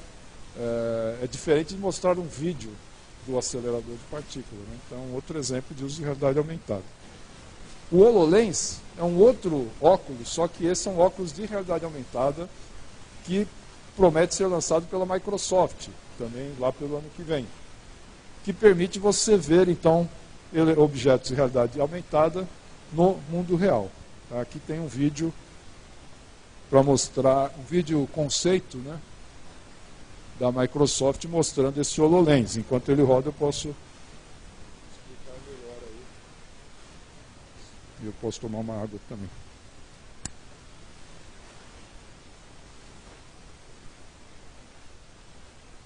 Então, aqui são exemplos, né, de conceito de possibilidades de uso de um óculos de realidade aumentada. Isso é apenas o começo, né? E, mais uma vez, certamente, para tudo isso aí vai ter aplicação para smartphone, para tablet, etc. Então, basicamente, o que é? É um óculos semi-transparente que permite você ver o mundo real e, ao mesmo tempo, são projetadas informações sobre a sua retina. Então, você consegue... Isso daqui é um jogo muito famoso para quem é mais jovem, conhece Minecraft. Está fazendo muito sucesso, e a Microsoft comprou a Minecraft. A Minecraft também foi uma iniciativa isolada que deu tanto certo que acabou sendo comprada por uma das grandes aí.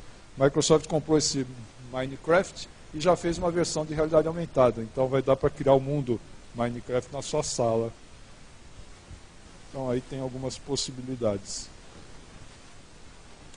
Então a gente tem que entender e conhecer as novas mídias e o futuro das mídias, porque, como eu já disse há algum tempo, se a escola não levar a tecnologia para a sala de aula, os alunos o farão. Os alunos vão levar a tecnologia. E aí o professor vai ficar a reboque, em vez dele realmente aproveitar essa oportunidade para ser o orientador do uso de todas essas mídias aí. Sem aquela preocupação, como eu já falei, de que o professor tem que dominar tudo, né? Hoje em dia, não dá. A gente tem que trabalhar em rede e os alunos fazerem parte dessa rede. Bom, e se eu misturar tudo isso daí? A gente falou em realidade virtual, realidade aumentada. Aqui tem um vídeo feito pela Castrol, se não me engano. Ele é publicitário, mas isso foi feito de verdade, não é montagem, tá? Isso realmente foi feito. Vocês estão vendo algo diferente nesse piloto aí? Ele não está enxergando nada, acho, né? Então, só que o carro é de verdade, aí que está a mistura. Ele está no mundo virtual, dirigindo um carro real. Então, nessa experiência aí, se mistura tudo isso aí. Então, o carro é real. Agora está mostrando como é o cenário real onde ele está dirigindo. Daqui a pouco vai mostrar o que ele está vendo no mundo virtual, então chamado Virtual Drift. Então, é uma realidade misturada, porque tem tudo, tem realidade aumentada, mas tem realidade virtual. Então, é um conceito aí bem interessante das possibilidades de alteração da realidade, né? Você pode levar uma pessoa para qualquer outra realidade, para treinamento. São infinitas as possibilidades. É o mundo que ele está vendo agora.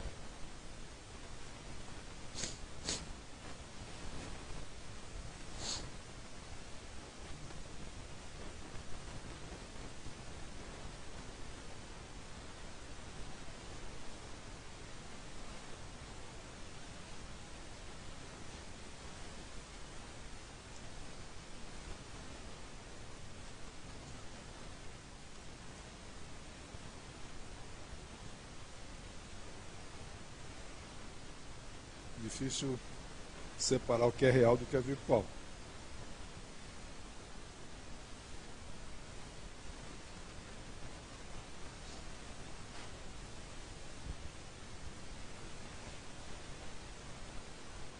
Um outro projeto, já comentei, é o VIDA, projeto que estou desenvolvendo junto com o Senac, é Poli, eu tenho um laboratório na Poli, o Interlab e um outro no Senac, o LPAI, né, o Interlab, Laboratório de Tecnologias Interativas, o LPAI é o Laboratório de Pesquisa em Ambientes Interativos. No da Poli o foco é mais na engenharia dos projetos, no Senac o foco é no design.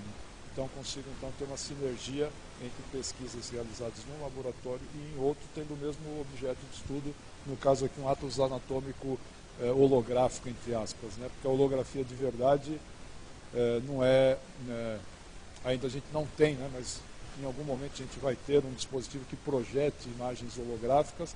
Por enquanto são simulações de holografia, então aquela imagem é uma imagem conceito, mas é da sensação que o aluno tem. Então, tem a possibilidade de se usar aqueles óculos baratos, verde e azul também, que é uma outra tecnologia bastante simples, que dá para você fazer uma série de atividades com alunos usando esses óculos. E a imagem é projetada de tal forma que a sensação é dela estar entre as mãos da pessoa, e ela interage com isso. E aqui, um outro aluno de iniciação científica fez um projeto, então, fez uma modelagem das várias fases de desenvolvimento de um feto, e aí a gente foi criado o conceito de interação 4D, que é na interação no tempo também. E aqui é o Vidodonto. Em paralelo com aquele VMET que está trabalhando mais a questão do retorno de força, um outro projeto é trabalhar a questão da visualização, da imersão. Então imagine um aluno treinando. Uma coisa é um aluno treinando olhando para a tela. Outra coisa é ele treinar estando imerso no consultório com o paciente, né? Então, eu vou rodar o vídeo. Quem está testando é a professora Cidinha, que é a diretora da Faculdade de Odontologia de Bauru e nossa colaboradora no projeto. Aliás, ela já orientou também vários trabalhos de iniciação científica, doutorado também nessa área, e a gente está integrando nossas pesquisas. E aqui ela está testando justamente uma primeira versão com o óculos de realidade virtual, né? E usando um canudinho aqui, por enquanto, né?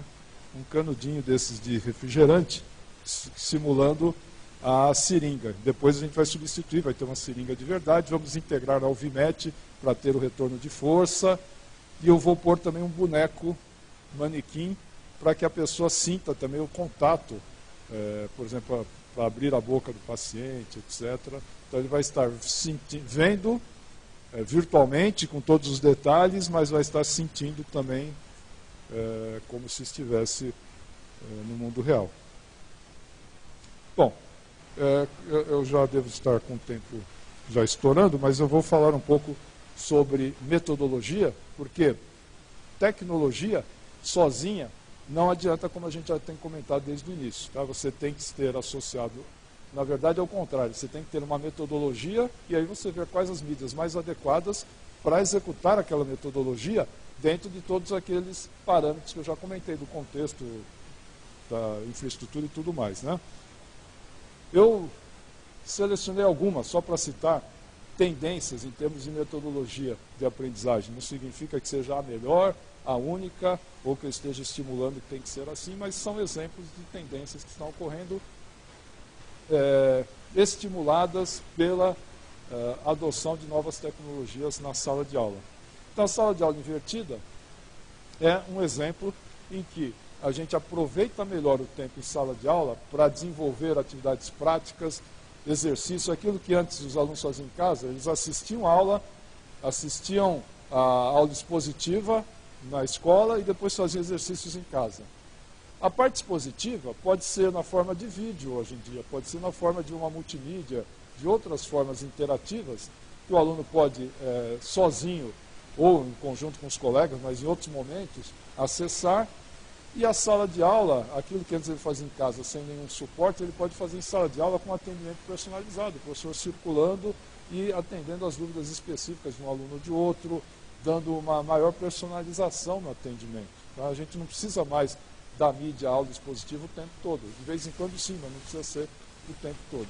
Então a sala de aula invertida se baseia bastante em videoaulas, que são disponíveis, que aí cada aluno pode assistir a aula no ritmo dele. Ele pode acelerar, pausar, voltar, pular, coisa que na sala de aula não dá. O professor vai num ritmo, que nunca vai ser o ritmo de todos. Uns vão achar que ele está indo muito rápido, outros vão achar que está indo muito devagar.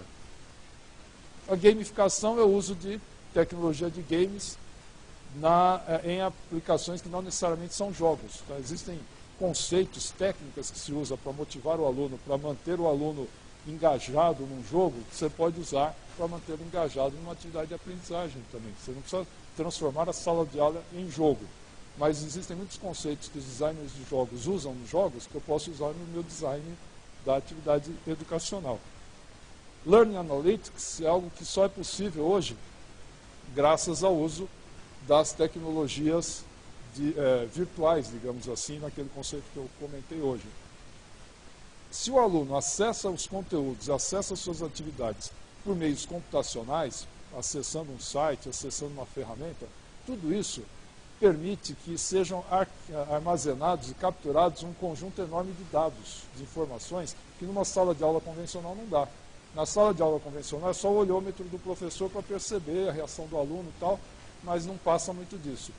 Já no ambiente tecnológico, você pode armazenar uma série de informações que podem ser usadas para melhorar a atividade, para você personalizar a atividade, mais ou menos os moldes que acontece hoje no e-commerce. Né? Quando você vai comprar um livro, já é sugerido um outro livro para você, já sabe qual é o seu gosto, como que você compra, qual a sua preferência, uma série de coisas que já são, eles conseguem saber até quando você está na iminência de fazer uma compra. Para vocês terem ideia, a Amazon já tem um projeto maluco que é mais ou menos assim.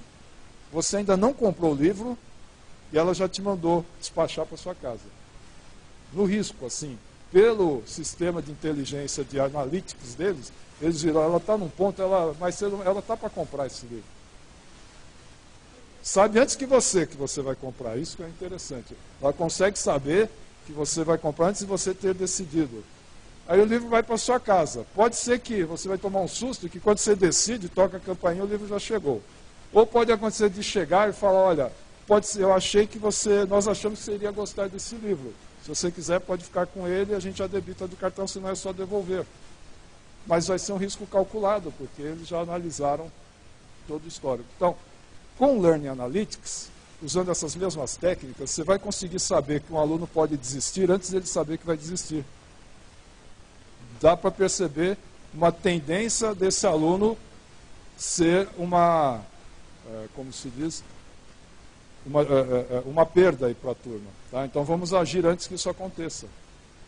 Exagerando um pouco, é quase na linha do Minority Report, né? Quer dizer, já sabe que um crime vai acontecer, antes que ele aconteça, já prende o cara. Né? Mas é quase isso. Com o Learning Analytics, você vai conseguir saber individualmente as dificuldades maiores de um aluno ou outro, ou da turma toda, onde que você pode melhorar, como que a coisa está acontecendo, antes que realmente a coisa chegue num ponto que não dá mais para voltar para trás. A aprendizagem ativa, ela engloba todas essas atividades em que o aluno é mais protagonista no aprendizado, não é apenas um elemento passivo nesse contexto.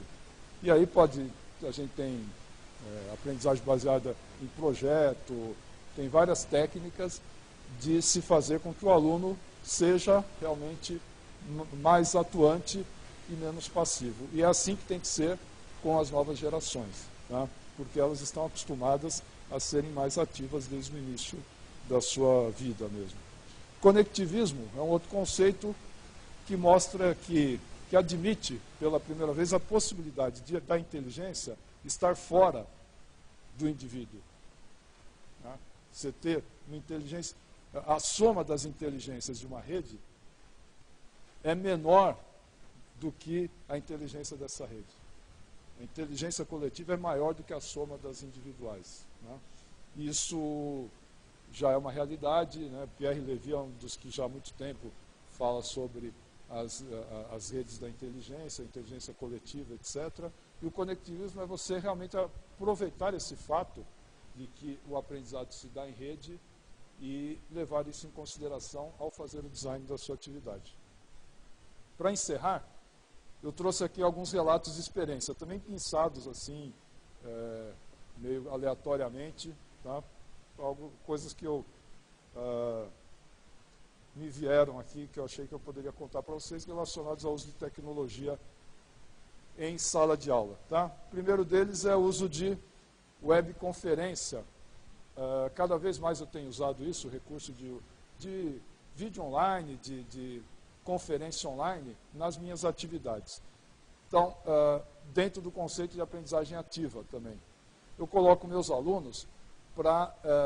tem várias formas de fazer isso. Uma que eu fiz, eu dividi um livro que tinha que ser trabalhado durante a disciplina, para ser destrinchado. Cada capítulo, um aluno ou um par de alunos iria trabalhar isso e preparar uma apresentação em vídeo sobre isso. Em vez de ser uma apresentação normal em aula, ele apresentava em vídeo e ele rodava esse vídeo durante uma webconferência e aí tinha uma discussão. Então a gente fez toda a aula virtualmente, digamos assim, e os alunos já sabiam que isso estava sendo feito na forma de um hangout. E o hangout, ao acabar o hangout, ele já fica no YouTube disponível. E como a gente tinha divulgado, então eles sabiam que ia ter muito mais gente assistindo, muito mais, mas pelo menos poderia ter potencialmente, virtualmente, né, mais gente do que apenas os colegas. Então já a preocupação e a motivação já é outra. Né? Aliás, estudando motivação, eu aprendi que existem alguns requisitos para você ter motivação. Não são condições suficientes, mas são necessárias. Tá? Se não tiver, você não consegue motivar o aluno. Uma delas é a autonomia. Então, você pode dar desafio para ele, pode dar um objetivo, tá? Mas a forma como ele vai chegar nele, ele tem que ter autonomia para fazer isso. Então, autonomia é uma coisa importante. Outra coisa importante é ele sentir que aquilo que ele vai falar, aquilo que ele vai apresentar, o trabalho dele, a pesquisa, seja o que for, vai ter algum impacto na sua rede de relacionamento. Isso daí é essencial, senão ele não se motiva. Se ele sabe que ele vai fazer um trabalho que vai ficar na gaveta do professor, ele faz de uma forma, assim, burocrática. Agora, se ele sabe que isso daí vai rodar na rede social dele, e as pessoas vão curtir, etc., ele já tem uma outra atitude. Então, o impacto no seu meio, ele sentir isso, sentir o significado daquilo, a importância, ou isso que eu estou fazendo vai ajudar a sociedade, isso que eu estou fazendo vai criar um impacto e tal. Essa percepção do impacto é importante para a motivação. Então, autonomia, essa percepção da relação do que ele está fazendo com o resto do mundo, e, por fim, ele se sentir competente para fazer aquilo. Então, se ele tiver essas três condições, a motivação vem muito mais fácil. Tá? Bom, então aqui eles tiveram autonomia para preparar a sua apresentação, tinha essa questão de que a gente divulgou o evento, então ia ter mais gente assistindo, e funcionou tão bem que meses depois eu recebi um contato pelo Facebook de uma pessoa de um outro curso de pós-graduação, porque daqui foi dentro de um curso de pós-graduação, né, que eu dou lá na Poli, dizendo que assistiu esse hangout e eles gostaram, tanto que eles começaram a fazer na turma deles também e me mandou alguns links bem interessantes de alguns vídeos que eles produziram. Então, uma atividade que eu fiz numa disciplina, sem querer, acabou interferindo numa disciplina numa outra instituição e acabou reverberando e depois teve o retorno, etc. Usando tecnologia free, disponível em smartphone, nada, tudo de graça, tudo os alunos têm acesso. Né? Outra, ainda nessa linha, uso de que eu chamei de seminário invertido. Nas disciplinas de pós-graduação, que eu peço seminário, eu já mudei a forma de apresentação dos seminários. Então, eles não vão mais apresentar ao vivo como eles faziam antes, eles produzem um vídeo. Cada aluno produz um vídeo da sua apresentação. Esses vídeos devem ser assistidos pelos colegas, porque os colegas vão criticar esses vídeos e a gente vai ter uma discussão ao vivo. Então, aquela aula ao vivo, que era para apresentação, virou uma aula de discussão. E aí eu criei uma espécie de banca entre pares. Então, 3 alunos avaliando o trabalho do colega. Eu já dei a minha nota, né, já fechei a minha nota nesse dia, então eles não têm aquela preocupação, isso, mas se eu mostrar um erro do colega, eu vou baixar a nota dele, eu vou, né, aquela coisa do corporativismo, então não precisa ter, a nota já está fechada. E outra, a avaliação que eu vou fazer é a avaliação da avaliação. Então eles sabem que estão sendo avaliados pela avaliação que eles vão fazer. Então, se ele vai ter que realmente assistir, realmente ler o artigo, porque eles produzem um vídeo e um artigo. Tem que ler o artigo, tem que criticar e fazer uma boa participação crítica.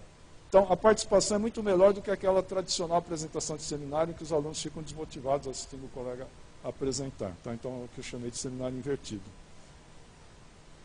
No ensino de programação também eu tenho trabalhado com vídeos. Em vez de eu dar aulas expositivas, eu gravo alguns vídeos, deixo para os alunos e fico tirando dúvida e dando desafio durante a sala de aula. E, por fim, um projeto de alunos, né, dentro desse conceito de você dar autonomia e deixar que o aluno sinta o impacto que aquele projeto dele pode causar e ele se sentir competente para isso. Um exemplo de aluno de iniciação científica trabalhando comigo dentro daquele Vida 4D, eles resolveram fazer projeto de TCC, de formatura, né, de conclusão, nessa linha e criaram o que eles chamaram de Fusion 4D, que seria uma extrapolação do Vida 4D para qualquer coisa, porque o Vida era só para anatomia. Então eles puseram uma moto, por exemplo, qualquer objeto, né, criaram uma biblioteca e fizeram gamificado.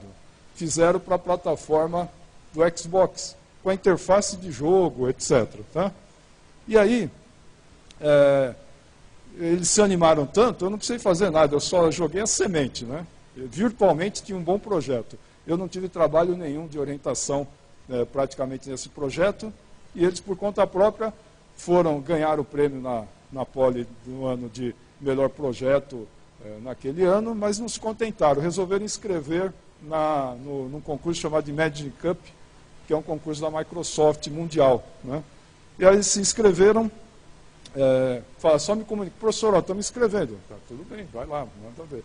Produziram um vídeo mostrando o projeto e tal, e ficaram aí entre os 100 melhores brasileiros, né, do Brasil. Aí, depois eles ficaram entre os 100 melhores do mundo. E ao ficarem entre os 100 melhores do mundo, eles já ganharam um Kinetic, porque o projeto deles era para Kinetic, né, para interação.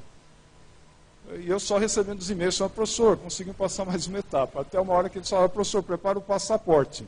A gente ficou entre os 3 melhores nessa categoria, são várias categorias, né? Na categoria Kinetic, estamos entre os 3 melhores do mundo, então a gente vai para a Austrália, que é a final, e o orientador vai junto. Eu falei, ótimo. Sempre quis conhecer a Austrália. E, então, não é legal ser professor? Só tem coisas boas, né? Você não tem trabalho nenhum, os alunos fazem tudo. E aqui é a premiação lá. Então, os 3 melhores. Então, ele está chamando aí na área de games, né? Gaming. Aí todo mundo... Então, vejam lá o tamanho, a gente do mundo inteiro, né? É uma grande competição. Isso é super motivante para o aluno, né? Quer dizer, aquela coisa dele sentir impacto do que ele faz. Eles fizeram uma produção lá mesmo, com os 3 finalistas, né? Aqui são os meus alunos, mostrando lá o sistema deles, ainda usando aqueles óculos baratos, né? Não tinha ainda saído os novos capacetes de realidade virtual que a gente tem hoje. Esses eram poloneses e tinha os americanos também. Né? Então, eles criam toda esse evento, né? Tem essa produção do vídeo e tal, tudo isso é quase como se fosse um Oscar. Aí eles vão chamar quem é o 3º colocado, o 4º colocado, não sei o quê. Então, cada grupo fez um videoclipe assim.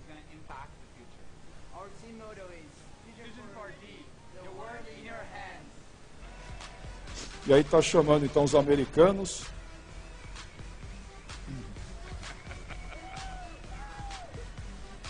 Os poloneses.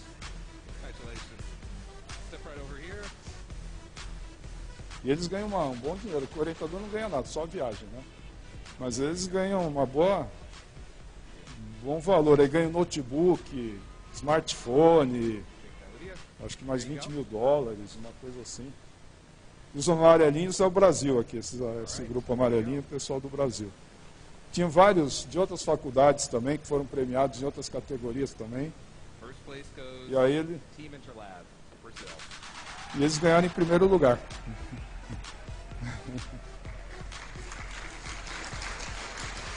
Então, essa foto aqui da bandeira, se vocês entrarem lá no grupo Educação Sem Distância, é o que ilustra o meu grupo Educação Sem Distância no Facebook. Então foi uma coisa bem marcante, alunos super brilhantes. Hoje o Roberto, esse está recebendo o troféu, está trabalhando na Microsoft em Seattle, né? E a menina, a Keila, está com uma empresa, e eles estão, e eu aparecendo na foto. Ok, é isso aí.